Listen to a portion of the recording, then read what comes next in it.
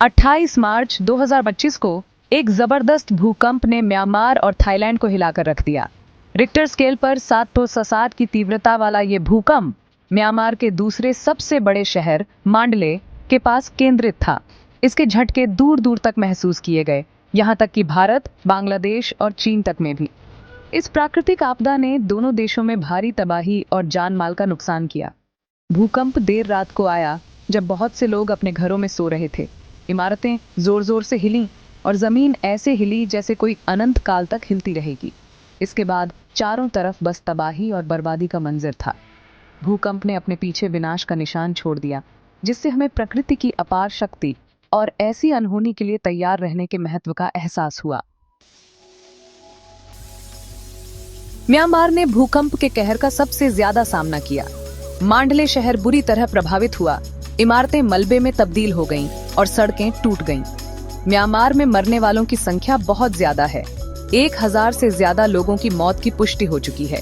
हालांकि विशेषज्ञों को डर है कि अंतिम गिनती इससे कहीं ज्यादा, शायद 10,000 से भी ज्यादा हो सकती है।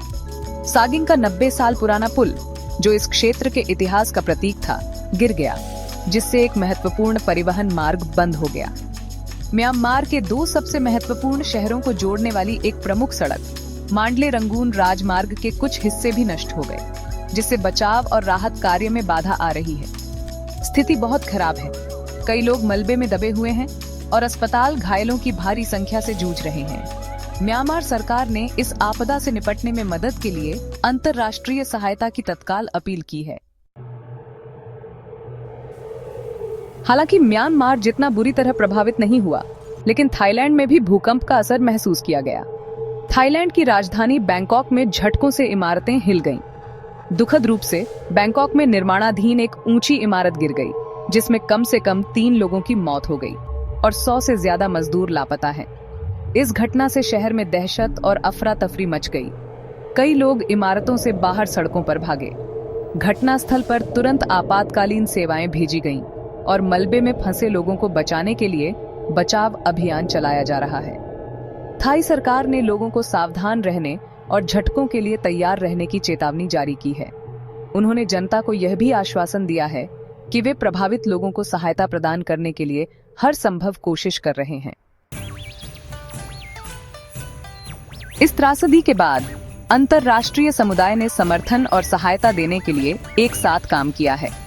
संयुक्त राष्ट्र ने म्यांमार के लिए $5 मिलियन की आपातकालीन निधि आवंटित की है और दुनिया भर के देशों ने सहायता का वादा किया है, जिसमें संयुक्त राज्य अमेरिका, फ्रांस और कई अन्य देश शामिल हैं। म्यांमार के साथ सीमा साझा करने वाले और घनिष्ठ संबंधों वाले भारत ने ऑपरेशन ब्रह्मा शुरू किया है। इस अभियान के तहत भारत हवाई मार्ग से जरूरी राहत सामग्री, जिसमें दवाएं, तंबू, कंबल और भोजन शामिल हैं, म्यांमार भेज रहा है। भारत के प्रधानमंत्री नरेंद्र मोदी ने म्यांमार और थाईलैंड के लोगों के साथ एकजुटता व्यक्त की है और उन्हें जरूरत की इस घड़ी में भारत के अटूट समर्थन का आश्वासन दिया है। यह वैश्विक प्रतिक्रिया मानवता की भावना और विपत्ति के समय अंतर्राष्ट्रीय सहयोग के महत्व का प्रमाण है। ठीक होने का रास्ता लंबा और कठिन होगा, लेकिन वैश्विक समुदाय के समर्थन से म्यांमार और थाईलैंड फिर से निर्माण करेंगे और ठीक होंगे।